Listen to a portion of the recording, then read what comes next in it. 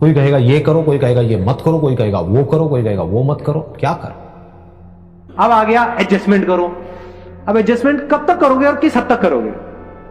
क्योंकि अगर if you are talking about adjustment, तो अगर वंस यू स्टार्ट एडजस्टिंग तो सामने वाले की एक्सपेक्टेशन आपसे बढ़ती है कम होती है? हाँ।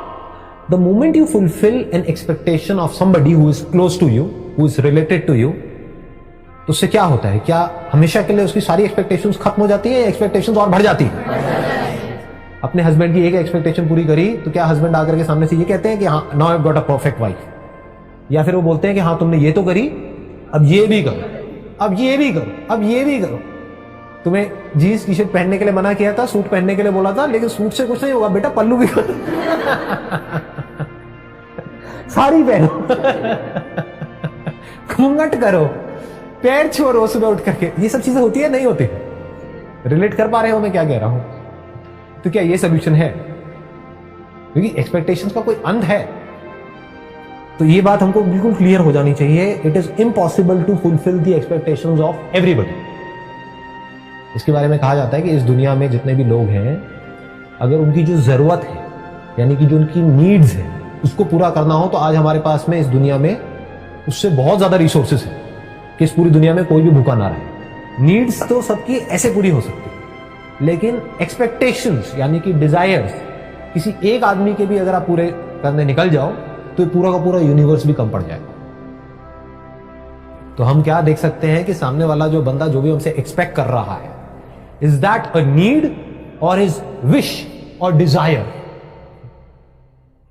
अनरियलिस्टिक विश, अनरियलिस्टिक डिजायर और realistic need, this should be very clear. तो क्या किया जाए?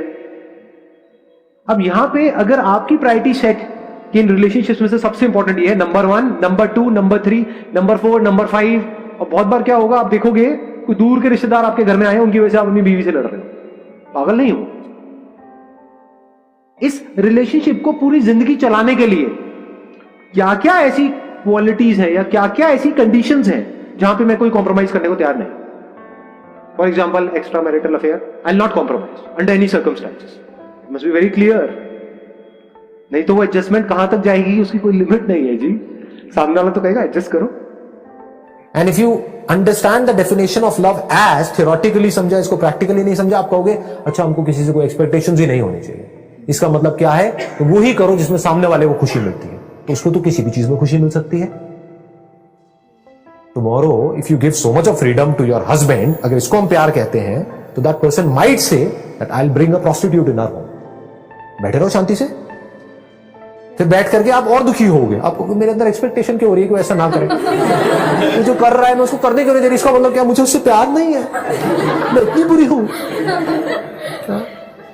बात समझ आई?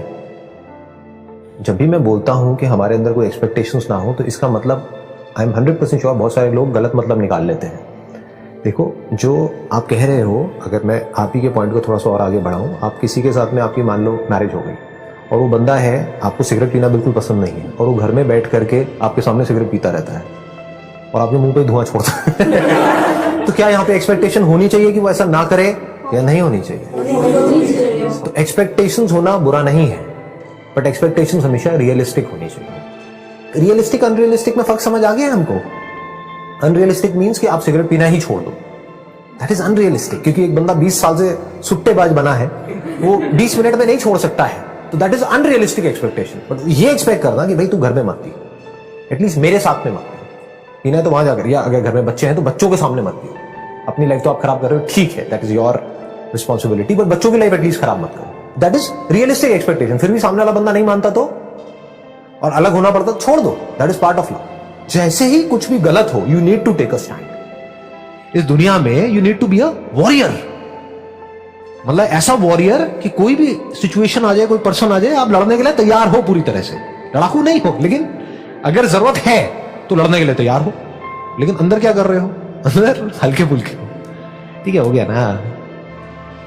मैं जब एक्सेप्ट करने की बात करता हूं, अंदर की दुनिया की बात करता हूं। लाइटली लेने की बात करता हूं, अंदर की दुनिया की बात करता हूं। रिलैक्स रहने की बात करता हूं, अंदर। बाहर रिलैक्स नहीं होना है। बाहर रिलैक्सेशन का मतलब लेजीनेस। बाहर से हाइपर एक्टिव, पूरी तरह से एनर्जी से भरे हुए हो, अंदर से पूरी तरह से रिलैक्स्ड हो। that taking of a stand or fighting for what is right is part of love. You must B very clear, ये पहले नंबर पे है। इस रिलेशनशिप को अगर एंड तक चलाना है, ये आपने क्लियर सामने वाले को बताया हुआ है, cannot be able to compromise on this, मान लो ट्रस्ट, और दिस और दिस।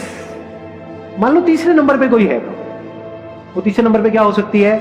बदतमीजी से बात करना। रिस्पेक्ट इंपॉर्टेंट है, लेकिन ट्रस्ट के जितनी नहीं है ना, क्योंकि वो तीसरे नंबर पे है, तो आपको पता है यहां पे कॉम्प्रोमाइज किया जा सकता है। जब दो लोग साथ में आते हैं रिलेशनशिप में, तो लड़ाई झगड़ा भी हो जाता है, कभी कभी बहुत ज्यादा भी हो जाता है। ये सब पार्ट ऑफ गेम है।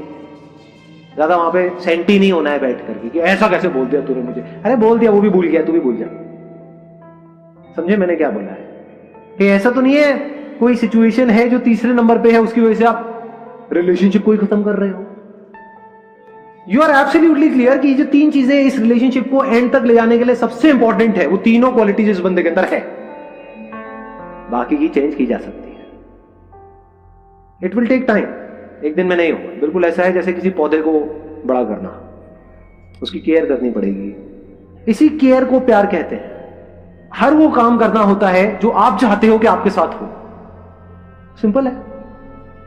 आपको क्या अच्छा लगता है? कोई आपकी तारीफ करे, आपकी कमियां निकालता है, अच्छा लगता है? नहीं लगता है। कोई आपकी कमियां आपको बताता है, आपको पता है खुद में आप में कितनी कमियां हैं, ऊपर से कोई सामने से बता दे तो गुस्सा नहीं आता है। बट यही नहीं होता है रिलेशनशिप्स में। क्यों होता है ऐसा? क्यों हम सामने वाले को उसकी कमियां बताते रहते हैं? क्योंकि हम उसकी कमियां देखते रहते हैं। अभी सुनने में कड़वा लगे, आपके खुद के अंदर कमियां हैं, लेकिन आप चाहते हो सामने वाले में कमियां ना हो। तो जैसे जैसे हम अपने अंदर की दुनिया पे काम करते हैं, तो क्या होता है, पहले हमको नजर आता है कि हाँ, हमारे अंदर भी कितना कुछ बेकार है और कितना कुछ बढ़िया है। अभी वो आपको पता ही नहीं। आपको सामने वालों को तो सब कुछ पता है, अपना खुद का नहीं पता है। खुद गलती करते हो तो उसको डिफेंड करते हो, आप चाहते हो सामने वाला बंदा उसको भूल जाए। सामने वाला करता है तो उसको याद दिलाते हो जिंदगी भर के लिए। करते हो ये सब चीजें नहीं करते हैं, फिर कैसे एक्सपेक्ट करते हो कि आपकी रिलेशनशिप अच्छी हो जाएगी? क्यों उसकी कमियां देखते रहते हैं? क्योंकि कभी हमने प्रायोरिटाइज किया ही नहीं कि इस रिलेशनशिप के लिए सबसे इंपॉर्टेंट क्या है। आपको यही नहीं पता है आपको सामने वाले से कितनी एक्सपेक्टेशंस है। आपको यही नहीं पता आपको सामने वाले से चाहिए क्या है। तो अगर वो सब कुछ भी कर देगा तब भी आपके लिए कम पड़ जाए। तो कहते हैं एक्सपेक्टेशन नहीं होनी चाहिए। क्यों नहीं होनी चाहिए? होनी चाहिए, बट क्लियर होनी चाहिए। You must be clear. And once you are clear कि अब ये जो तीन चीजें हैं ये इस पर्सन के अंदर है, अब मरते दम तक चाहे कुछ भी हो जाए, दुनिया इधर की उधर हो जाए, हम अलग नहीं होने वाले। Not possible. जब अंदर से we are really thankful from the bottom of our heart, तारीफ खुल के क्यों नहीं करते हो? बुराई तो खुल के करते हो। याद रखो, अपने ऊपर रख करके देखो कि कोई कुछ अच्छा बोल देता है, कितने दिन तक याद रहता है? रहता है? नहीं रहता है। कई कई बार पूरी पूरी जिंदगी याद रह जाता है। हमें खुद भी नहीं पता होता है कि हाँ, हमारे अंदर ऐसा कुछ है, और अगर वो कोई बोल दे तो और अच्छा लगता है। I am not too sure आप में से कितने ऐसे लोग होंगे जो डेली अपने पेरेंट्स को हक करते हैं, जाकर के उनके साथ बैठ करके आराम से बात करते हैं, टाइम स्पेंड करते हैं। इससे इंपॉर्टेंट और कुछ नहीं है लाइफ में। क्योंकि अगर आपको ये नहीं पता आपके पेरेंट्स जो अभी इस एज में आपके लिए सब कुछ है, देखा जाए तो उनसे ज्यादा अपना कोई और है आपका इस दुनिया में? यस और नो? पक्का है ना? कोई डाउट तो नहीं है ना? हाँ, ये जो यार दोस्त होते हैं ना, मजे लेने के लिए होते हैं। ज्यादा सीरियस मत हो जाना यार दोस्तों को लेकर के, अफेयर को लेकर के। तो उसने कहा है कि मैं तेरे लिए सब कुछ करने को तैयार हूं। उसने 4 और को भी कहा है, आप अकेले नहीं हो। शमशान घाट में इतनी कॉमेडी है, आप में से गए हैं, कुछ लोग गए हैं वहां पर। इतनी कॉमेडी है, मैं बता रहा हूं, किसी कॉमेडी सीरियल में नहीं होगी। कुछ लोग होते हैं, सिर्फ कुछ, जो एक्चुअल में रो रहे होते हैं उस बंदे के लिए। बाकी बाहर से दिखा रहे हैं, पता नहीं क्या हो गया। अबे जब वो जिंदा था तो कुत्ते की तरह ट्रीट करता था तू उसको, और वो तेरे को। हाँ, तू भी वेट कर रहा था उसके मरने का, वो भी और वहां पे आकर के ऐसा ड्रामा कर रहे हैं जैसे पता नहीं क्या हो गया है। मोस्ट इंपॉर्टेंट क्या है लाइफ में? Meaningful relationships. कुछ ऐसे लोग हमारे आसपास में जिन पे हम ब्लाइंडली ट्रस्ट कर सके और वो हम पे ब्लाइंडली ट्रस्ट कर सके। कुछ ऐसे लोग जिनके साथ में अगर हमारी लाइफ में कोई प्रॉब्लम हो तो हम जा करके दिल से अपना सब कुछ शेयर कर सके, और कुछ नहीं तो उनके पास जा करके टिक करके बैठ सके कि हमको इतना भरोसा हो कि कोई है इस पूरी दुनिया में जो हमको टाइम देगा।